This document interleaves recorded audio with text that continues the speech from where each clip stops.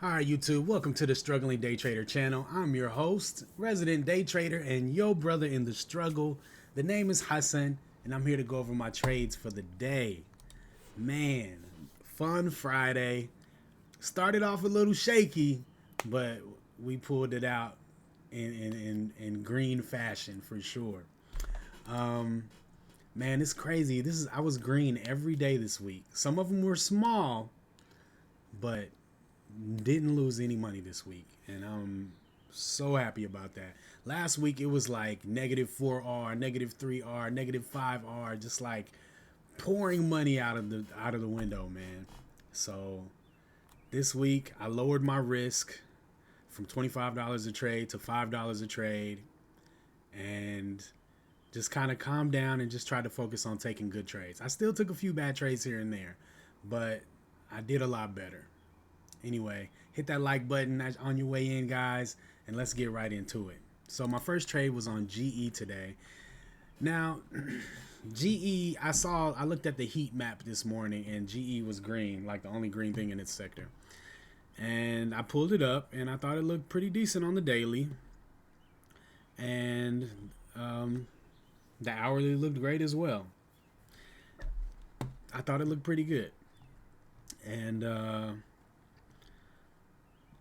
I really just wanted to see a trade over yesterday's high. And basically I just got a little too aggressive at the open. I've been really trying to find ways into these stocks right off the open, because a lot of times they move right off the open and they don't pull back at all, you know. So a little pullback like that, sometimes you can get in and that thing will rock.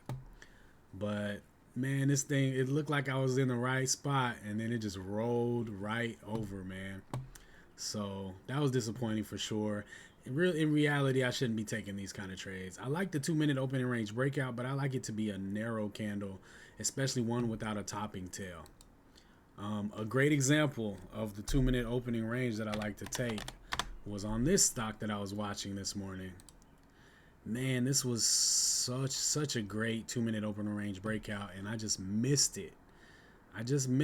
Narrow range candle. Just comes down to test VWAP and then closes up high. Like, this is a beautiful opening candle. You buy the break, stop under the low, and I mean, you could just pick whatever amount of R's you wanted on that one, and you would have got it. Like, wow. Talking about an entry over 50, basically over $53, 75-cent stop, and it goes up to 61.46. Like, man, what a crazy move up that thing had. And it's just, it gapped up. The catalyst wasn't crazy, but it was a very good setup, and I had it up, and I just missed it, man. And if you didn't get in right there, there's not really a great place to get in. That's safe, But anyway, back to GE. So yeah, I just kind of jumped the gun on this one. Not a good trade.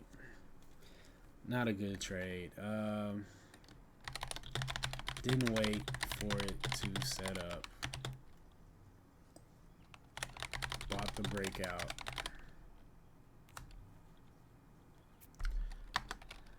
-1R. Basically, if I can't get the clean 2-minute opening range, wait for the higher high, higher low setup at VWAP and HVS. Yeah, so definitely could have done better. Weak trade for sure. All right, moving on. PDD. PDD's been making big moves. It was trading over. Looked like it had a very good chance to make some moves over yesterday's high. That's a level that was very important to me. And it opened and quickly moved above that. And not the best pullback. This was probably a little too aggressive, but not really. As much as PDD can move, this really wasn't that crazy of an entry. Got 2 bars up, much lower volume on the pullback. I definitely would have rather had this candle retest in a little deeper for sure. But this line was yesterday's high, so it's holding above yesterday's high, and I'm waiting for the breakout. So I got in at the break of this candle, and then this candle just flushed like crazy. And so I saw that, and then I saw it just surging back up to basically where I entered. And if you know live traders, if you know Jared, this is the 84% rule. When you get stopped out on something like this and it's still a good trade and you see, the setup is still good, jump right back in. So I jumped right back in with the same amount of shares, put my stop in the same spot, and banked what I get? I banked 3R on this one. Banked 3R on this one. So actually I lost a little more than I wanted to on this first trade. I think I lost about $7 on the first trade. So I got about 15 back, a little more than 15 back. Anyway, whatever it was enough to make my losses back and still be up almost 2R on it. So this turned out to be a really good trade. Definitely was good taking profit there. I think I was hoping for 165, but one rule that I'm really trying to always be consistent on is when it makes a top and pulls back and you're blessed enough for it to trade back to that top, you got to assume that the previous high is going to be the top and you sell there. So I took profit. I took most of my shares out there, and then I kept a little leg, still hoping for it to break over 165, but ended up stopping out that last leg at break even. So yeah, I know I hate when that happens. Like, I just wish I took it all out, but of course hindsight is always going to feel that way. But either way, really good trade on PDD. Just a little, I don't know what happened right here in this candle where just the floor fell out, but it got bought right back up. So jump back in, 84% rule. Let's write that down. PDD traded over previous high today and held. The thing about this kind of setup though is you're still buying, because this isn't really a pullback. You're still buying at the top of the range, I mean, it is good to see it break resistance and hold it as support, but when you get stopped out on a play like this, it's like, dang, I did buy at the top of the range, without a pullback, without a real pullback. But it pulled back here, and then it pulled back again with a higher low, and pulled back again with another higher low, and this candle had a higher low. So, and VWAP is trending up strongly. So I mean, it had all the ingredients to make it feel like a good trade. It didn't have any disqualifiers, so I'm not too mad at it. But it does feel like I don't like buying at the top of the range. But anyway, it held. Floor fell out. Bought back on 84% rule. 3R. Nice trade, man. All right, now this one is the trade of the day. FSLR. Incredible trade. So FSLR had some crazy moves the last few days, and yesterday was the type of day that I expected to have after a huge day like this, right? Usually after a huge day like this, you're gonna have kind of a inside day, a calm down day, a consolidation type of day. And then this morning it was gapping up slightly gapping up, but enough. It was over yesterday's high. So this is a great setup for another move up. So I'm watching it. It takes off at the open, but I could tell, I felt like it still had some room in the range. Kind of rode VWAP all the way up and made a little top here. Broke over the top. Now I'm waiting for it to come back and retest this level. And me slide that over. So it starts retesting. I think I'm looking here initially to enter, but the candle never made a new high. So now I'm dragging my buy order down and taking a different number of shares because I do want to keep my stop under this level. So now we get to this candle, and this candle triggered over that candle. So I got in at the break of this high and stop under the low. Got a little nervous right here. Got excited there, then nervous again. And boom, that thing took off, man. Took off. I think once we broke this level, I raised my stop up to break even. And then once we broke over this high, I had my stop under there. And I just kept edging it up. I felt like it had room to go, and I wanted to let it get, to a decent price before I sold. I was definitely, once it got to 3R, that's when I start getting the most antsy because I realize I'm looking at my favorite target right in the eyes. I'm looking at 3R profit, and I'm not taking it. And if it stops me out after that, I'm going to be upset at myself. But I was really I started to get aggressive with my stop to make sure that, if it stopped me out, I wasn't risking too much of my profits to get to a higher target.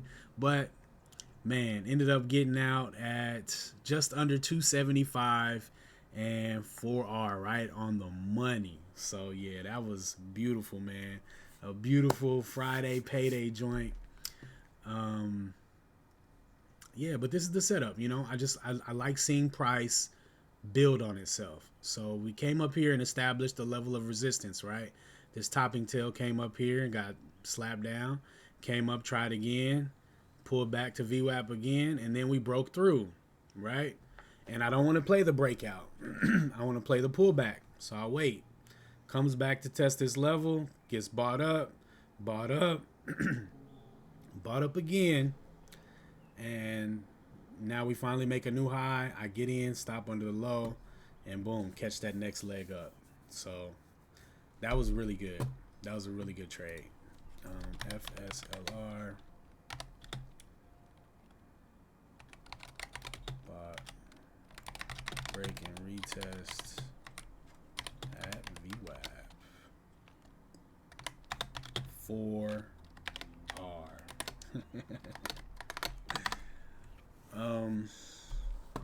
Yeah, that was clean, man. That was clean. That was a really nice trade. Now, NVIDIA, I regret NVIDIA. NVIDIA was like, I don't know, kind of a bored trade. Trading after 11 o'clock. I was watching this level. I really have a lot of love for this level right here. But it just, when I bought, wasn't a great setup. Because it was like, look at this move up right here. Right? Of course it's going to pull back. Like, I knew it. I saw it. But, NVIDIA has a lot going on. A lot of volume. Everybody's watching it. So, I don't know. Part of me just wanted to try it. And I don't like these kind of trades because it messes up my data. It's cool in the moment. But, when I export this stuff to TradeZilla, it's like I need to say, okay, this is an outlier trade. Don't include this in the calculations because it's just like messing around. And then I risked a whole R behind it too. Bad stuff, man. Bad stuff. But I felt okay. I had the FSLR trade still on at this point, and I had my stop in the green. So I felt like I had a little room to take this type of trade. But there's better places to take this type of trade. Like this would have been a much better. I watched this happen too, but after having the loss on it already, of course I'm not gonna try again. So if I had waited for something like this, that would have been much better. If I'm gonna take this type of trade, at least take a really, really high probability one, And then this Dell trade, I was just having fun with one of my buddies on the live stream, and we were talking about it, watching it pull back, and decided to. I took one share here, and then added one right there, and stopped out with a 20-cent loss. Like, I didn't have much risk on this thing at all.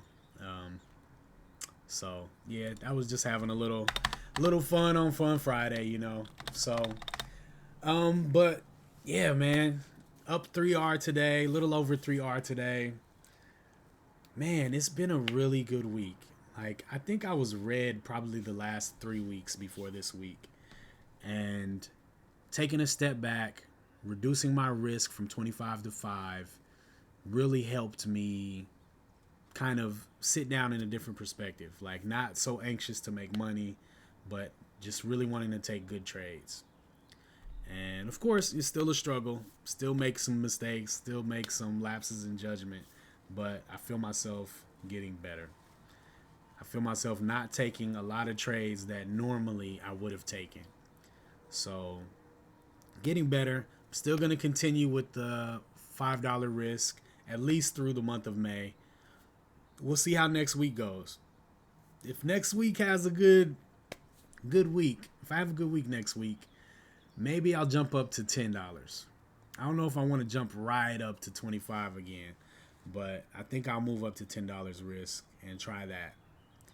And because really, I want to build the really good habits. You know, the good habits and the thought processes. You know, of seeing things and reacting to them appropriately, seeing the red flags and not taking the trade. Because a lot of times I would see the red flags and take it anyway. You know what I mean? So just giving respect to my rules. There was a lot of times this week where I saw something and it had a red flag and I didn't take it, even though I really, really wanted to take it. And then I watched it fail. And so that really put some respect on my disqualifiers on my rules up there. So super productive week. Really good for the morale too, man, because you lose 2-3 weeks in a row, man. It's tough, man. You really start to question yourself. You start to question your strategy, and I'm glad to have moved out of that place and be where I'm at right now. So, gonna export all my trades to TradeZilla this week and try to utilize that to the best of my ability, get all the use out of those features in TradeZilla, and go over these charts and prepare for next week to do the same thing. Just be disciplined, be patient, and not overtrade. Today I did too much. Really, 3 trades, man. I think 3 trades is good. Yesterday I only traded one trade, one ticker. You know, um, it's not about quantity; it's about quality. It's definitely about quality. So, anyway, I tend to get a little long-winded here. Please hit the like button, subscribe if you haven't. I do live stream every morning. The market is open. The market is closed on Monday, so I'll be back Tuesday morning, and ready to get it, man. Ready to get it. Anyway, y'all have a good weekend. Hit that like, hit that subscribe, and I'll see y'all next week. Peace.